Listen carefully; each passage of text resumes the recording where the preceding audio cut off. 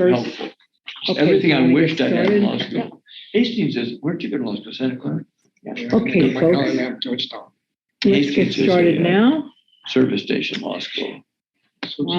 I'd like to call the meeting to order. It is currently 9:03 on December 15th, 2022.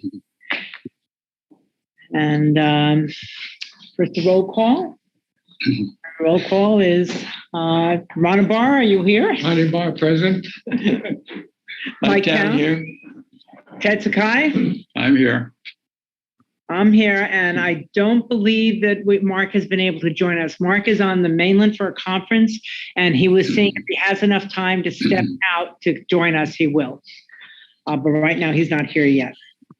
Okay, first, we'd like to go through approval of our November 17th meeting. I move to approve. Second. It has been moved and second to approve. All those in favor say aye. Aye. And any opposition? Okay, we can move on. Thank you. First, we'd like to invite public testimony on the agenda items.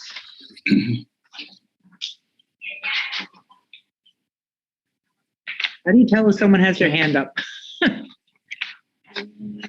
Okay, I don't see anybody raising their hand for public testimony at this time. And then the next is the Oversight Coordinator report. Kristen, please. All right, jumping right in. Hello, everyone. My name is Kristen Johnson. I'm the Oversight Coordinator. This month's report is a little lengthy, so I'm going to try to get through it as quickly as possible, but it is available on our website for all of you to take a look at. So to start off with, I do want to acknowledge that there is new department leadership. So on December 1st, 2022, Governor Josh Green announced that Tommy Johnson is the new director of the Department of Public Safety. And on December 12th, Tommy Johnson announced the temporary assignment of Mick Hoffman as the Deputy Director for Corrections. So I'd like to send a warm congratulations to both, and I really look forward to working together and to continuing working together with Tommy. I do unfortunately have to announce an in-custody death on Friday, December 9th, 2022 at 11:15 p.m. A registered nurse at HCF found a person in custody, male, 73 years old, unresponsive with no pulse in his cell in the infirmary. This individual did have a DNR, but medical staff did call 911 and go through the proper procedures there. The next update I want to talk about is the electronic medical record. So this is something that we've talked about in previous meetings. When I first came on, Ted Sakai and I had learned on August 10th that the electronic medical record had been down since of 2022. That causes staff to rely on a paper and pen-based system. And there was no clear indication of when the EMR would be back up. When we had first brought it up to the department, we were told that it was back up and running, but recently I found out that it was only back up for 2 weeks and then it went right back down. So there's a few very important pieces that I'd like to highlight for this because this is an absolute crisis, and the fact that the EMR has been down for over 6 months is unacceptable. Patient safety and health is at risk without a functioning EMR. EMRs are necessary to ensure consistency and care across multiple providers because remember, people transfer from facility to facility, so that's extremely important. EMRs ensure medications are appropriately administered and documented to lessen the risk of patients' health and tracking of medication use, especially when being transferred across facilities. EMRs also reduce time spent on documentation as there's often templates in order to improve efficiency. And lastly, this is obviously a massive liability for the department. So I have been in constant contact with Tommy Johnson about this. He has assured me that the department has been consistently working on this issue. I think a big problem is that their current EMR is very old. And so even when they're getting new servers or attempting new software, it just continuously fails. If the EMR can't be fixed, then there needs to be an immediate purchase and implementation of a new EMR.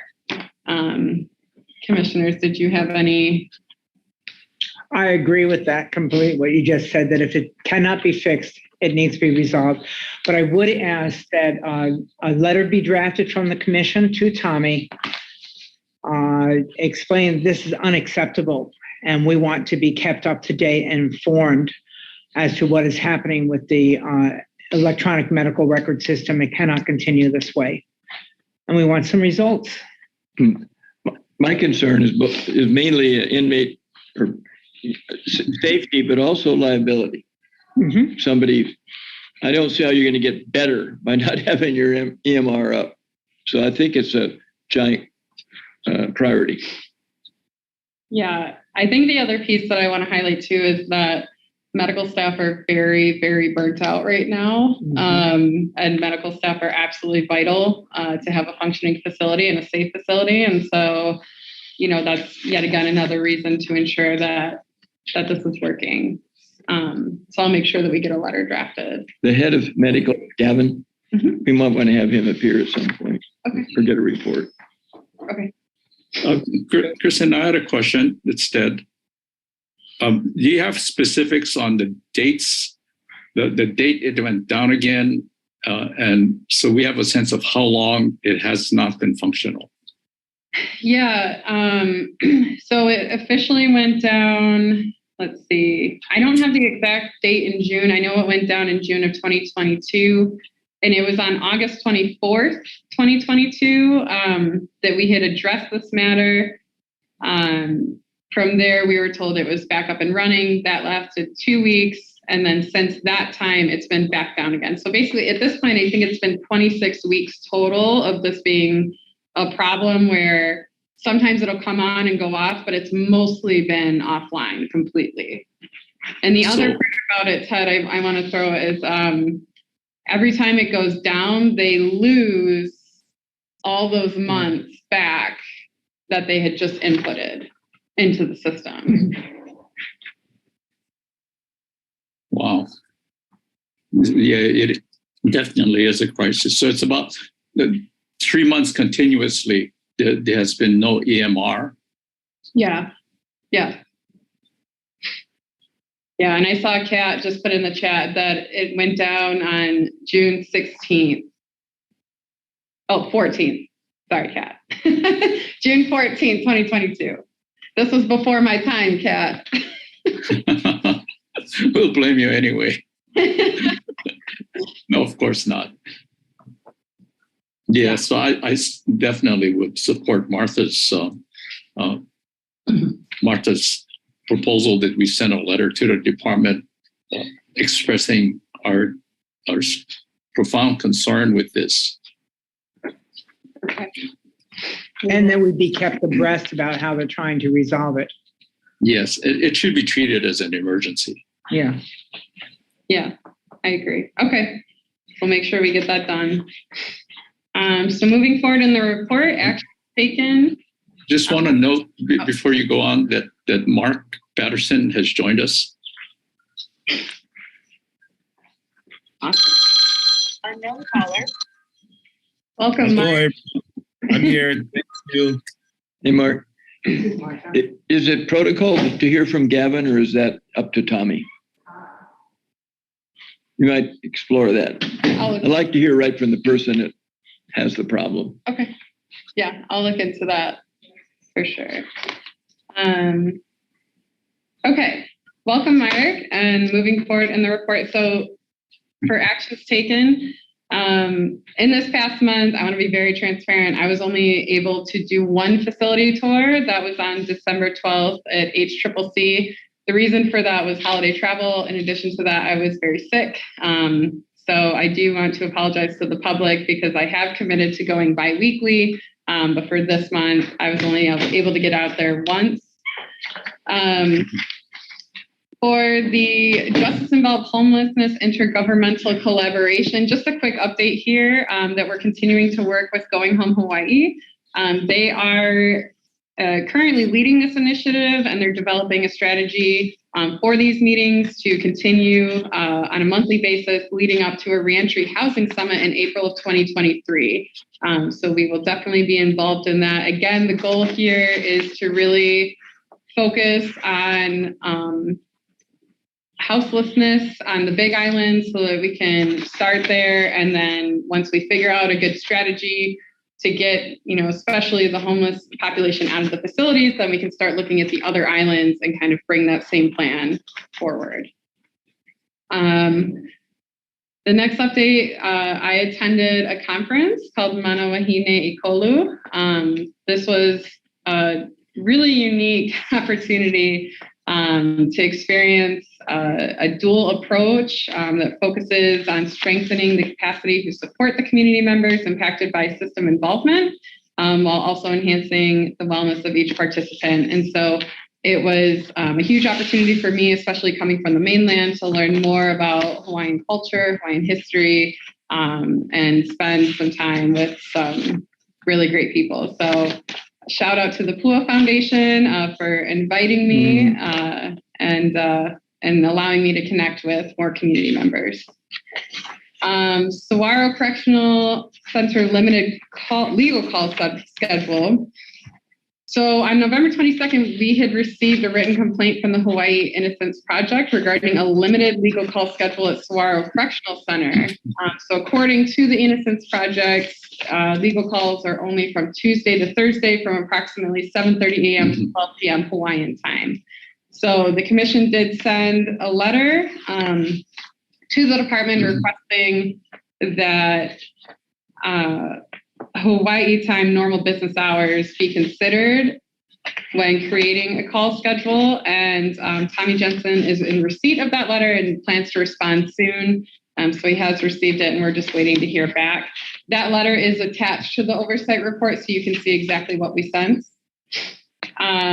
Another letter that was sent out is in regards to the response from the department regarding the correctional working group. I believe it was the last meeting or maybe 2 meetings ago that the correctional working group had done a presentation for the commission 2 meetings ago.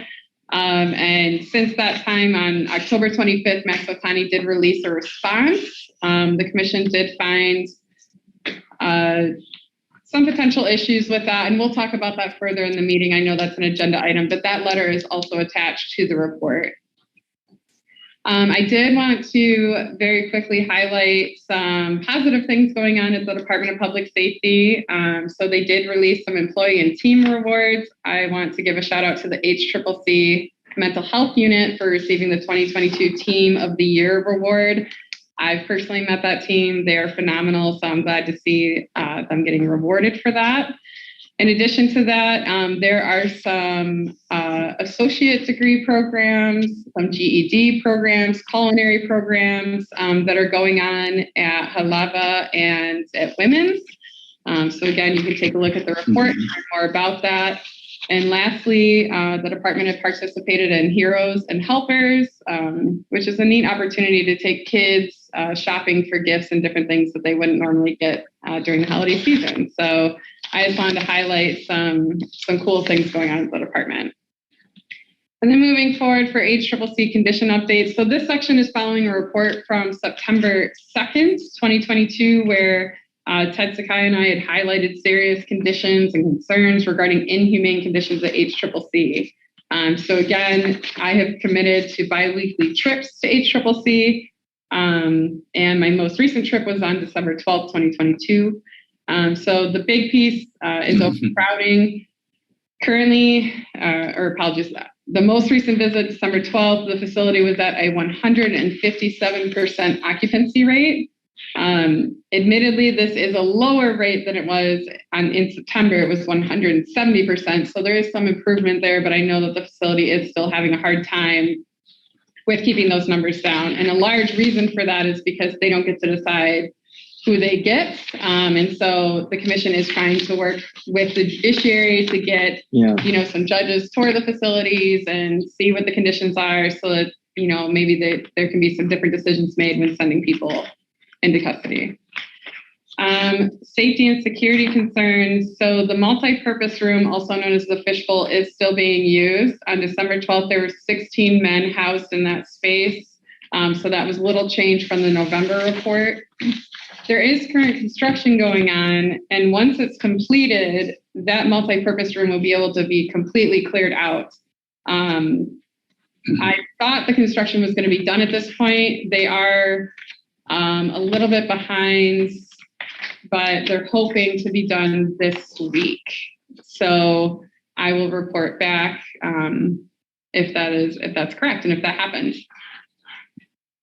For the lack of programs and services, there's no huge updates since the November report. What I have been seeing was kind of the same thing with the ripped uniforms and different things going on. Now, the department did respond to this, saying that the people in custody have actually had the opportunity to receive jumpsuits, but they're choosing to hold on to their old clothing because the jumpsuits are very hot. And so that's why people in custody are wearing ripped shorts, ripped t-shirts, et cetera, et cetera. This was a recent update, and so I'm still trying to decide how best to respond to that. But that is what it is. And then with the inmate grievance system, so before last month, I had talked about how, people in custody were telling me that their grievances never get responses, that, they don't know what's going on with it. So there has been designated staff identified to be a grievance coordinator, and they are going to have training on December 21st. So the department is hoping that this is going to help with the issue of having grievances routed to Honolulu for staff for review and then sending it back. I still find this problematic. I still feel strongly that there needs to be a grievance coordinator in every single facility. I think it adds a lot of time and a lot of effort on the people in custody to file a grievance, to mail it out. Well, and also staff too, right? To mail it out, then have downtown look at it, send it back. Like, it just seems like that is not the best way for this. So that is something that I'm still communicating with the department on to see if there's a better solution there. There has to be a better solution, because not responding to grievances is one of the things that can get people starting to spin. Yes. Because they're not getting a response, and they need to get timely responses. Yes. Suicide and safety watch. So during the December 12th tour, there were no individuals on suicide or safety watch, which is great. I love to see it. But the unfortunate reality is that when there are people on suicide or safety watch, they are still being placed in that day room that puts them behind a closed door and in front of 3 different cells. It's just a bizarre and inappropriate space, in my opinion. And so the department does recognize this. They've continually reminded me that they do have extreme physical limitations due to the facility and lack of appropriate space given the immense overcrowding.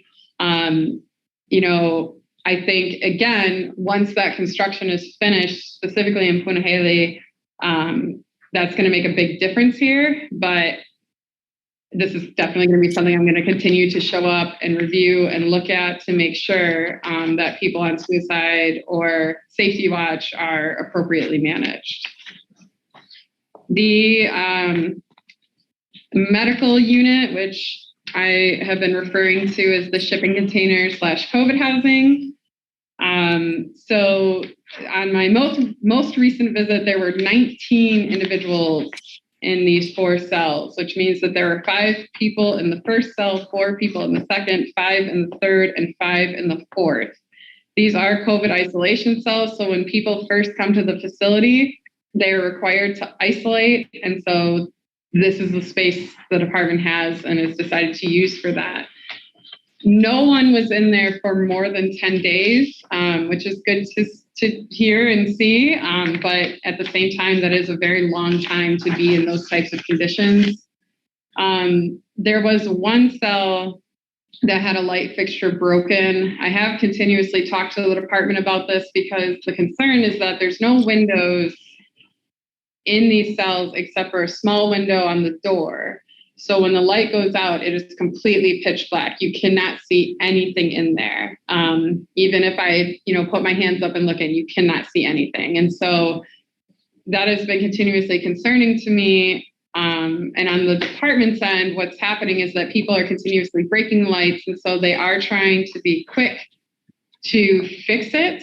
But I don't know. It's a hard space because I understand when people are in a confined space and they're not getting out and they're with a bunch of people that they're frustrated, and frustration can lead to destructiveness. So I see both sides. I just don't think that these containers are great to use in general. That's my opinion on that.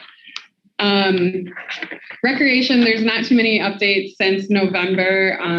Again, individuals are not getting out every day, but they have been telling me that there is immense improvements. They are getting out at least a couple times a week, and they're really happy about that, which is good to see.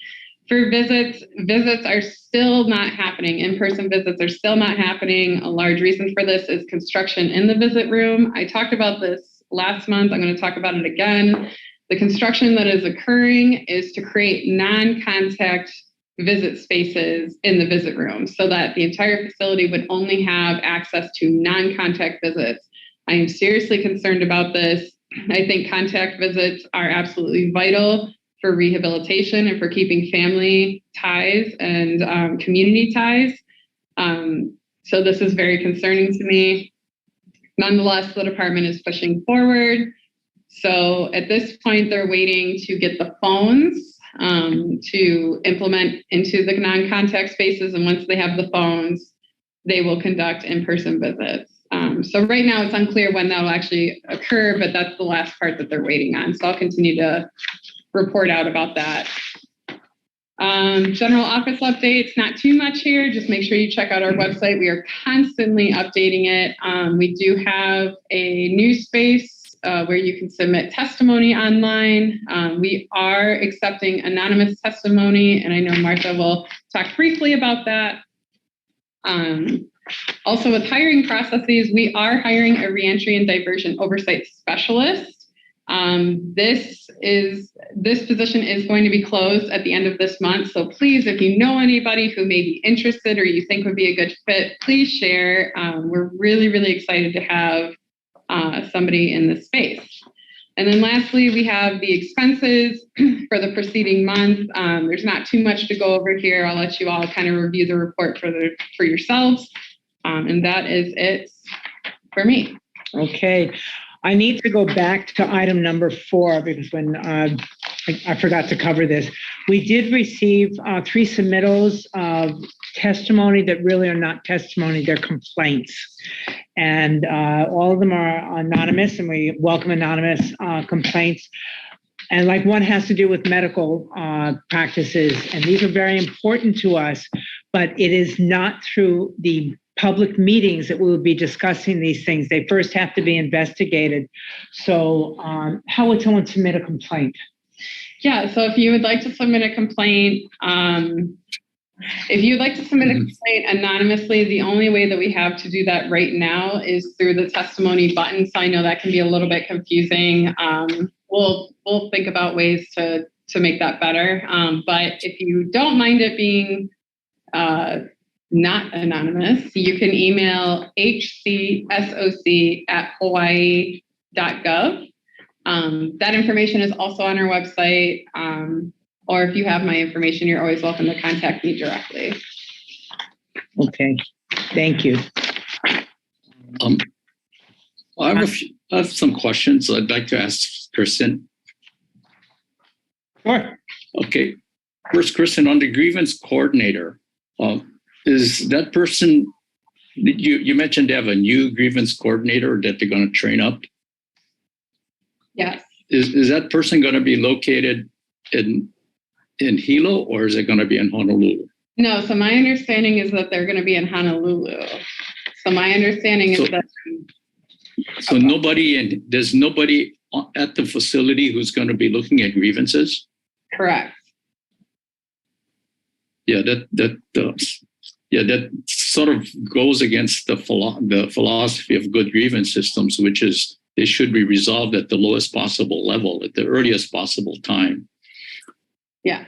Yeah. The other thing is, could the department look at going electronic with the grievances, allowing the inmates to file grievances by email, say, since they've got those tablets in the facility, And that way we don't have to worry about putting a stamp on an envelope and worrying about the UPS and USPS and Christmas rush and all that.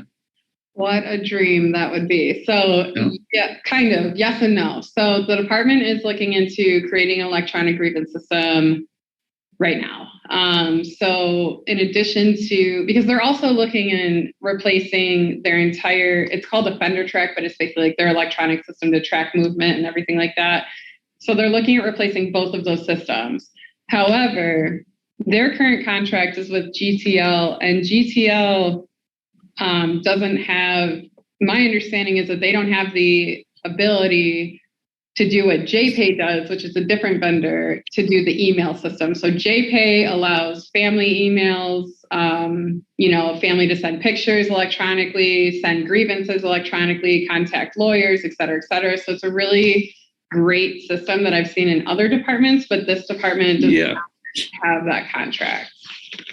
Well, the GTL contract, my recollection is that should have expired or maybe is on an extension. So it's about time that the department put out a new solicitation to modernize their systems. If the GTL system cannot handle grievances, then they really need to look for a different system. I will contact them and follow up about that and ask about that. Okay. I had a question on the shipping containers. Well, first question has to do with some question somebody put in the chat box, and I forget the answer. Are the containers air conditioned? Yes. Okay. And that's working. Yeah. I just want to make a note that I think it was in 2020, 2 years ago, that the commission set population caps for conditions like COVID, and if the department is using the containers for quarantine purposes, then the rules that apply to that we came up with should apply also to the containers, which includes things like they need to get their phone calls, they need to get their visits, they need to get recreation, they need out of cell time, etc.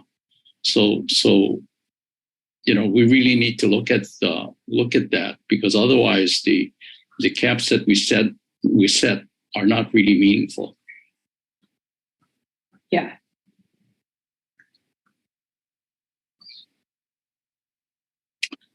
That's what I have. Thank you. I have a question for Kristen. So Kristen, the report contains information where public safety needs to address concerns such as the EMR, emergency commitment records, the in-person visitation. But I noticed, there's no time limits. You can't tell when it's going to happen, when they're going to get the EMR back on staff. You can't tell when the in-person visit is going to. Can you ask them, give you a date? Because I would think if you're running this operation, you would want to know from your vendor, whoever, when is this going to happen? So at least we can follow up versus just, we're following up, we don't have a date yet. And so, give them a date to work towards. Yeah, I can definitely set a date. Or ask them to give you a date. Well, so I did. Yeah. I did ask for a date for all of these. And anytime that I say there's no clear date, no time frame. That means that they're telling me that there's no clear date. Yeah, so it's like out of sight, out of mind kind of stuff, no date, no. That's how it can feel, yeah. Yeah. But we will continue to bring to the public's attention what is happening every month. So we'll be able to update the public, and hopefully that will help move them a little bit forward. This is also one area where the commission could be very helpful to them, is that we will support any effort they have to improve their information system and get funds to do that. Yeah. I really appreciate it when Tommy Johnson or the director, the people in the line are here, and they're not here today. Is that right? I should have started with that. That is true. So Tommy Johnson and so the department is not here. That's true. But the reason that happened is it was an honest mistake. When we switched from Teams to Zoom, it deleted their calendar notification. So Tommy's assistant thought he was free today. So he's actually at a facility touring. He will be at every meeting going forward. He did want to be here today. But yes, that's true. They're not here today, but they will be going forward. Okay, anything else on that? Just a comment. My frustration is beginning to boil over. It would seem that if you have emergency situations like the EMR or fixing the cells at HCCC, you would come up with firm dates and you would ride the contractors to make sure that the dates are met. That's just a comment.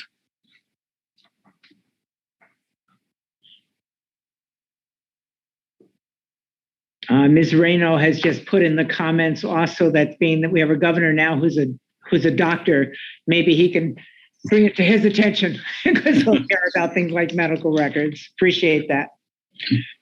Okay, ready to move on to the next agenda, which is about the new jail, the new OCCC.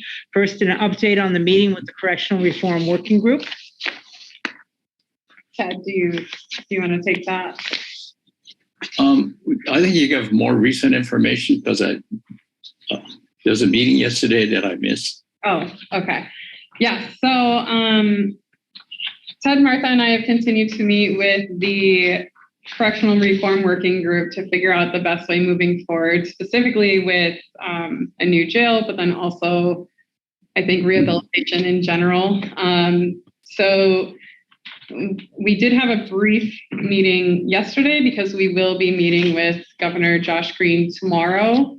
So that will be some members from the Correctional Reform Working Group, and then Ted Sakai and I. So Ted and I will be kind of focusing on the conditions and really focusing on how emergent this situation is and how this needs to be focused on as such. And then the Correctional Reform Group will offer some really strong suggestions and how to best move forward. So I am more than happy to update everybody on how that goes. I expect it'll go well, and I'm looking forward to it.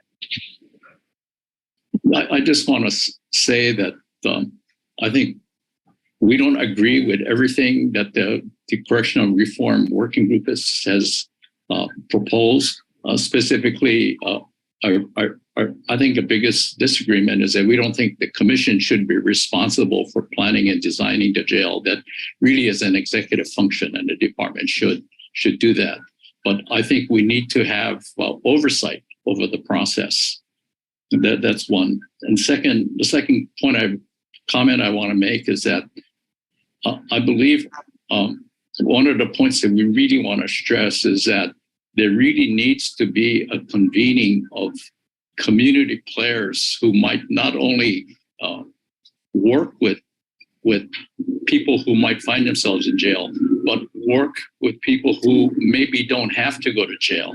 And we're talking about people involved in health programs, housing programs, mental health, substance abuse, et cetera, to prevent the new OCCC from becoming the default solution to homeless/mental illness/unemployment that the current OCCC has been. So that's a point that I feel very strongly about. As we move forward as a commission, one of our responsibility is very broad under coming up with capacities and then how to maintain those capacities. So we really do have a role in helping to or responding to the whole criminal justice system, or how the whole criminal justice system responds to homelessness and things like that. Yes. Can you folks hear me? Yes, we can. So a real quick comment, as we talk about the building of a new jail, and it tends to focus on the structure itself. And I just want to keep on reminding us that as we have these discussions, we want to start talking about I've had some discussions on the side with some of the community and legislatures about how does pretrial best practices look like. Yeah, really start moving with that as a statement of what needs to be done in order to plan a better jail.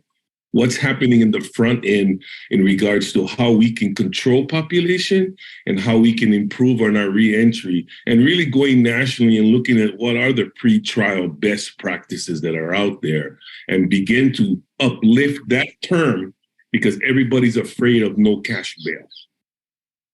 Yeah. And so what else can we add to that front end that can support our efforts in creating a jail that is best for what the state's needs are?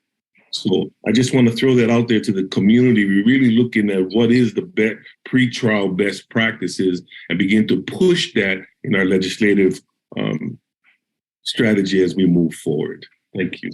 Mark, I'm going to disagree with you on that. I think we need to look at what's the best pre-arrest best practices, and this is something, for example, why are people getting picked up who are mentally ill, who are substance abusers, who are homeless, and being put in OCCC for minor offenses at all? Why? What are the services available in the community that would prevent them from getting to the pretrial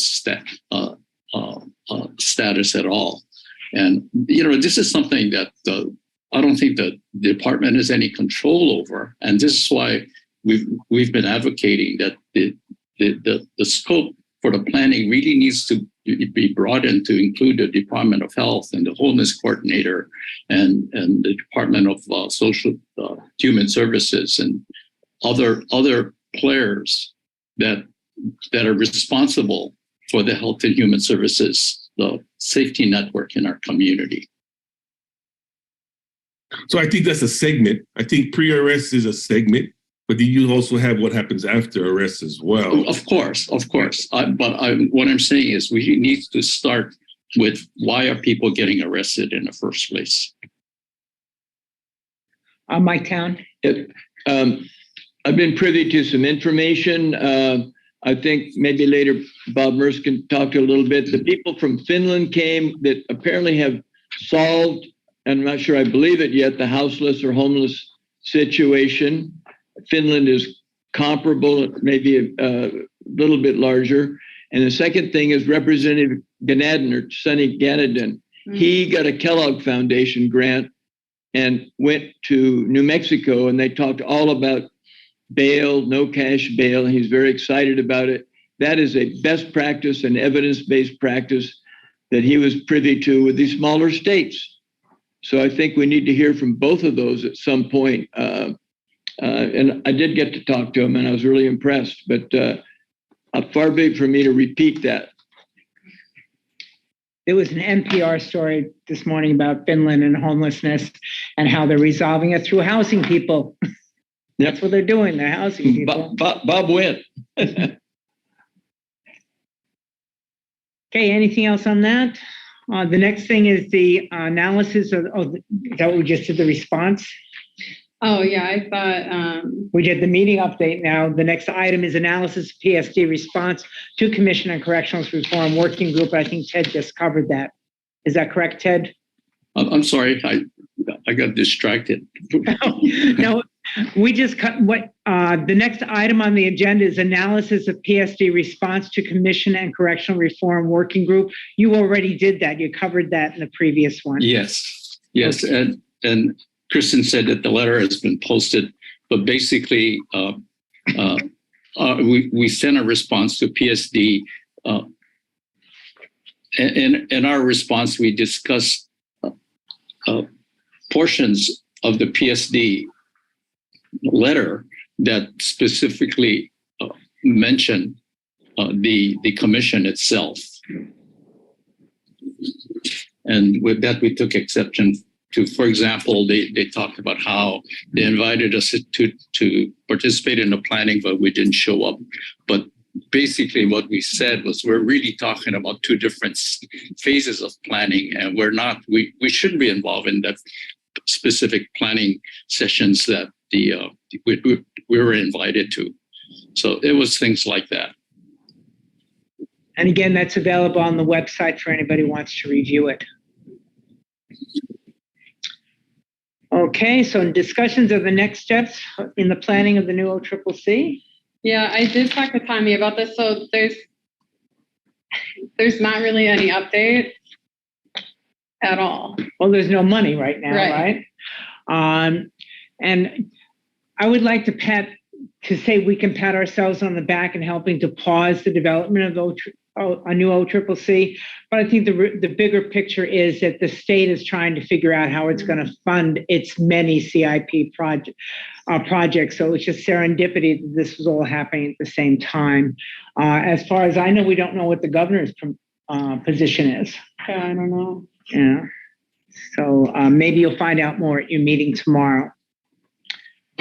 Okay, update on the COVID-19 infections. Well, we have no one here from the department. They sent some information. Okay. Yeah, so they did send me the information. So, oh gosh. Okay, I will start with the vaccinations. So I guess I'll just give the totals unless you guys want me to go facility by facility. Totals. Okay, so first dose COVID vaccines have been 753, and a final dose has been 3,708. Boosters are 1,371. The second booster is 167, and an updated booster is 68, for a total of 6,067 vaccines. And so again, all of this information is cumulative over 2 years worth of data. Yeah. So it would be much nicer if we found each month how many shots they're giving. And then as far as positive cases, so my understanding is that there have not been any recent deaths due to COVID. Mm-hmm. So for positive cases, currently there are 47 positive cases at Halava, 2 positive cases at OCCC, 1 positive at Waiava, and 1 positive at MCCC. And then I also asked them about a potential lack of PPE and supplies, but I have been told that every facility has bare minimum of 30-day supply of N95, masks, jumpsuits, gloves, etc. For staff. And then in addition to that, all inmates receive at least 2 cloth masks so that one can be laundered while they have the other. I have seen, particularly, I think it was Waiava, who had literally like 2 trailers just full of PPE. That was Kulani, I think. Or yeah, maybe it's Kulani. Yeah, I couldn't quite remember, but yeah. Their stockpile was actually quite impressive. So yeah, that's the COVID update. Okay. Next, discussion of mental health programs and restrictive housing procedures. I don't think there is an update for this one in particular. You haven't been informed, and there's no one from the department with us right now, yeah? Okay. I do have one question for you, and that is, when are we going to be doing the Neighbor Island visits and meetings? That's a great question. So we have an entire schedule. So in the new year, we're going to be starting that, where the commission needs to decide if you guys want to tour first and then have the meeting, or have the meeting and then tour. I think there's pros and cons to either, but January, the plan is for Oahu. I think it's OCCC, and then February we start on the Big Island. Right. And so it's all on the website, the entire plan of where the commission will be each month. The one thing I will tell you, and George and I are working on this now, is submitting the limited meeting requests to OIP, because obviously if the entire commission is going to tour, it has to be a limited meeting. So we're really, really, really hoping that gets approved, because if it doesn't, the commission will have to decide how how to move forward. I also believe that if we have any trouble with that, we need the Attorney General's assistance in resolving it. Yes. And assisting us. Yeah. In resolving it. Yeah. And Candace Park is our new AG, and she's awesome. She's aware that we're going to be submitting these requests, and she'll be making sure that we do it correctly before submitting. So She's on the Zoom, right? yes. Morning, Candace.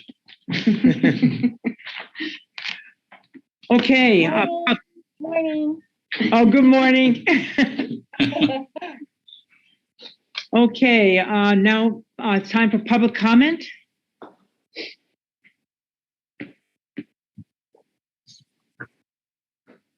Boy, I should run these meetings each time. Oh, except Kat just raised her hand because I said, we're going to be out of here by 11. I'm looking at Bob. I'll be quick. So when you have meetings on the neighbor islands, is there a way for the community on other islands to actually be present, even if we don't talk? Absolutely. We're going to have to make that happen. Otherwise, we can't be doing it. Okay. Yeah, so to answer that question, yes. So we are actually partnering with the University of Hawaii to find different spaces that you can all have your meetings, and so we are currently looking into that now. So yes, we will have the in-person option, and then also, of course, as always, the Zoom option. Thank you. Other comments? I do not see any hands going up. Oh, Carrie Ann. Oh, Carrie Ann. Okay. Sorry, my hand raising function is not working at the moment. Thank you so much. Carrie Ann Shirote on behalf of the ACLU of Hawaii, the policy director. First of all, I want to thank the commission for the work that you're doing to do the site visit and just keeping this process really transparent. It's so refreshing to get easily accessible information on your website. Providing for an anonymous means for people to file complaints is so important. That cannot be understated. I would like to encourage the commission as a watchdog agency to exercise your full authority and to call individuals, even if you need to subpoena them, to these meetings. I hear often a sort of deference to the department, whether or not the current public safety or past public safety director, whether they're approving, let's say, the medical director or someone from Core Civic or the oversight monitor that we pay for to be in Arizona. The task of a watchdog agency is to call these people to these meetings and to be accountable to the community. Because you're tasked with looking at the entire correctional systems, we need to have other stakeholders here at these meetings, from the judiciary, police, paroling authority, Core Civic. Otherwise, we're going to be doing small incremental changes, but we need to look at the entire system. And I would like to point out, during the height of COVID, there was a lawsuit filed to protect the safety of those who are incarcerated from COVID-19. And as you may recall at the time, Special Master retired Judge Foley said that he was deferring some of the requests, recommendations he would defer to the Oversight Commission, particularly in terms of capacity limits. Also, the pretrial task force report, which was led by judiciary and other stakeholders, in their report, they came up with 20 plus recommendations to essentially address pretrial fairness or unfairness issues that are occurring. And they also deferred to the Oversight Commission. Everyone keeps deferring, and while that's a certain level, you could perceive it as respect, the Oversight Commission is integral, but we cannot do it alone, as you keep saying. We need to have these partners here. I would like to see the judiciary asking them, of those 20 plus recommendations in the pretrial task report, what has been implemented, what has not? And if it has not been implemented, what are the barriers? What can we do to work together? Knowing full well that 50 to 60% of all of our people in our jails are pretrial, and that in other states that have enacted pretrial fairness reforms, that they have reduced their population jail from 20 to 40%. If we look at our numbers statistically, and we were to reduce our jail population 30, 40%, we would not have overcrowding. People would not be facing these unconstitutional, inhumane conditions. And so while there's a lot of effort right now focused on this correctional working group and building a new jail, we need to go back and invest in proven strategies to decarcerate, because our concern at the ACLU Hawaii is that 20 years down the road, the new OCCC, if we build it, which was considered state of the art at the time it was being built, will be in the same situation that we're in now. Because decades ago, OCCC was a state-of-the-art facility. Halava was a state-of-the-art facility. Saguaro was designed and pitched as a state-of-the-art facility. And yet we know what has happened there. We know that gangs have grown and we have no exit plan in sight. And we now have a person from Hawaii who is facing the death penalty when our community abolished it decades ago. And so I just ask that as you proceed forward, that you exercise your full authority, bring all of these stakeholders and partners to the table so that we can work together to decarcerate and reduce our population so that we don't have to discuss overcrowding, that for those who are confined, we can focus on rehabilitation and restorative justice. Thank you so much for allowing me to offer some comments. Thank you, Carrie Ann. Bob Merce. Thank you, Martha and members of the commission. Very briefly, just a couple of things.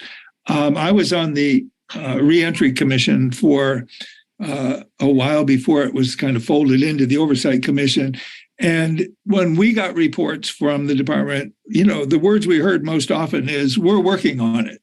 And that went on for years and years and years. And I just think I can't really support what I think Judge Ibarra and Ted were saying, that if you allow them to do that and just say, we're working on it, or we're waiting for this, or we're waiting for that, you'll never get to the bottom of it. We need timelines. We need to enforce those, because we've been waiting for IDs for 5 years or so.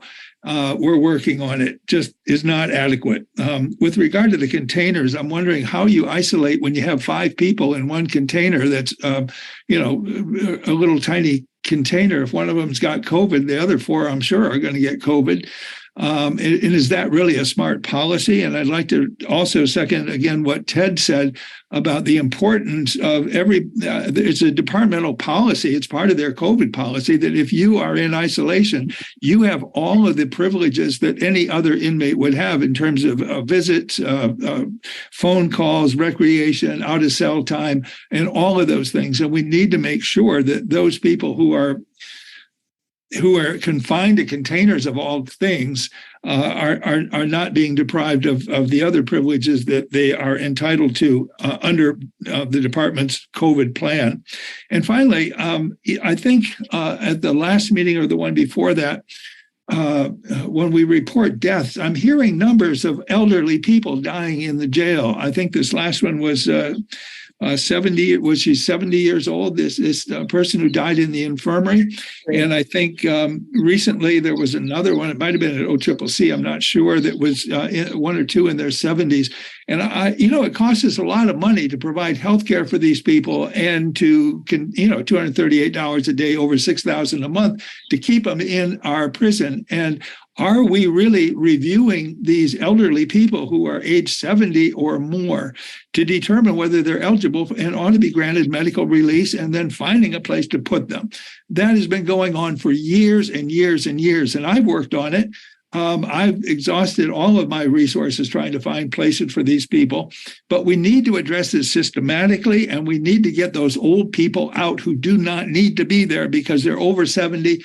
I know of an inmate who I just got a call from a family who's got COVID for the second time. This is a 70-plus-year-old man. He's got, and now he's in Halava, and who knows if he's going to end up, and he's in the infirmary. And so maybe he's got COVID for a third time. I don't know. But sooner or later, it's going to kill him. And I know of a man who is in there who had COVID, who is over 80 years old. And that kind of stuff has got to stop. There's no reason for having those elderly people in our correctional system. And I hope that maybe we could, I know you've got You got a ton of things to deal with. But one of the things I think would be really important is the department go through and look at these elderly patients, let's say 65, because if you're 65, you're probably medically 75. Look at those people and say, who needs to be here and who can we get out, and put some people who are dedicated to work 8 hours a day, at least 40 hours a week, to finding placement for those people who cannot go home to their family because they're either too old, too sick, or the families have rejected them. But this is an ongoing problem we should not continue to tolerate. Thank you. I do want to make one comment about the Correctional Reform Working Group, that group, they are concentrating also on what type of programs are necessary. So it's not just about the jail, the size of the jail, but what would help people to transition out of there and not come back to there. So they've been doing good work in that area, and I appreciate it. Well, and Martha, if I may, just to clarify for Ted, it is no longer the position of the working group that the Oversight Commission should be involved in the planning of the new jail. That was opposed on good grounds by members, by you, Martha, I think, among others, and we acknowledge that your concerns, and so we're no longer taking that position. Thank you. Are there any other comments?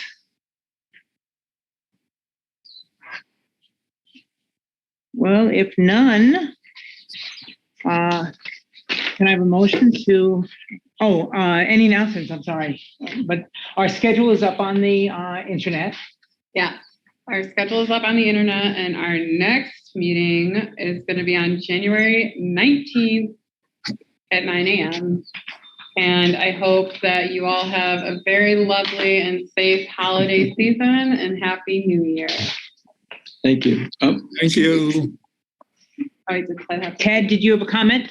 Yeah, it just struck me before we adjourn. January 19th is about the time the legislature opens. It opens January 18th. Yeah, so it would seem that we need to have at least like a game plan as to how we're going to address the various bills that might come, that might require our attention. So we need to make sure we have a plan for that. Yeah, and so the bills, they have 7 days to introduce the bills. So having a meeting the following Wednesday would be too soon, to have a second meeting. Right. So, we got to think about this, because then I'm thinking that if we waited till the 2 weeks after the beginning of the ledge, we're really into the ledge by there. We got to make our decisions before that. Can we come up with a plan and post it? Because Ted, we have 7 days before a second meeting, before a new meeting to take place. So I think we got to wait and decide closer to the opening of the legislative session. But if I'm hearing you correctly, it would be an additional meeting, not. It might be, or unless there's a way we can do it without a meeting, but I don't know how that's possible. Yeah.